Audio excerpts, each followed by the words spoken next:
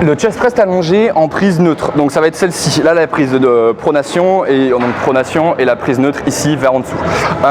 Sur cette machine il va falloir être bien positionné, c'est le plus important. Pense à régler tes charges de chaque côté symétrique. Premier mouvement, hop, on passe en dessous.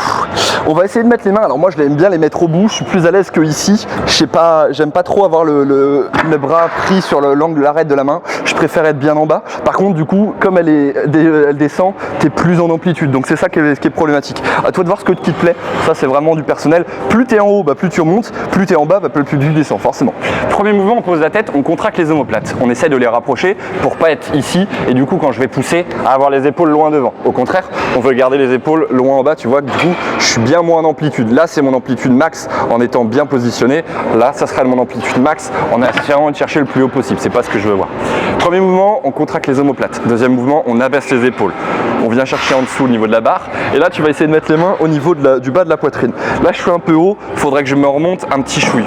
Parfait. Là tu vois mes mains sont bien plus alignées avec ma zone poitrine et donc je serai bien plus aligné. Contracte les omoplates, mets les mains. Tu mets le pouce ou pas, les grosses la barre, donc à toi de voir ce que tu préfères. J'ai tendance à mettre le pouce un peu fermé quand même. Et là on vient pousser vers l'extérieur, garder les coudes vers l'avant et on descend en inspirant. Inspire et descend. Les coudes suivent le mouvement de la barre et on expire. Ce qu'on veut pas voir c'est que les coudes rentrent ou que les coudes sortent à fond.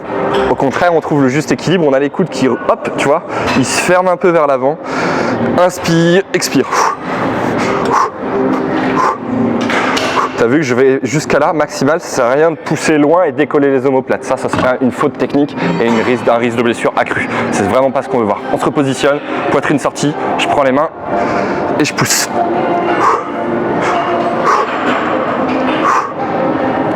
Descends bien et fais attention à ton angle de coude. Là je suis bien et du coup quand je positionne la barre elle descend vers là-bas. Hop hop hop hop hop, mon coude suit l'alignement de la descente et je kick. Petite technique de vieux briscard. Souvent le départ est très difficile à faire. Ce que tu fais, tu prends un poids de 5 et tu le mets entre la barre et le repose. Hop. Alors attention, il peut être risqué de tomber sur la gueule, donc doucement positionne-le bien. Voilà. Et du coup, au lieu d'être 5 cm plus bas, enfin 4 cm plus bas de par le poids, il est plus haut. Donc si tu le prends tout en bas comme moi, tu auras un départ à facilité. Et là finalement, je pars. Et là je suis bien plus sécuritaire sur le début plutôt qu'être dans rotation externe forcée à cause de la charge, etc. Donc ça peut être intéressant de mettre le poids. Fais attention à le rajuster à chaque série parce que quand tu le poses un peu fort, il se décale un petit peu. Donc remets-le et tu repars. Donc ça c'est l'astuce des vieux briscards, tu le mets ça sur le côté et c'est reparti pour faire tes séries. Voilà.